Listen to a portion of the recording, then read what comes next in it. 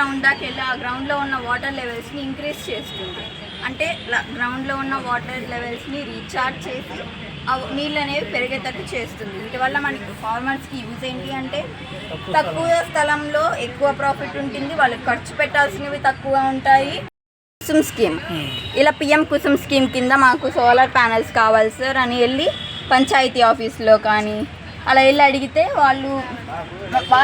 వాళ్ళకి చెప్పించి, అంటే అగ్రికల్చరల్ ఉంటారు కదా సార్, వాళ్ళకి చెప్పి మనం ఎక్కడైతే ప్లేస్ పెట్టుకుంటామో అక్కడికే వచ్చి ఇవి బిగించి వెళ్తారు.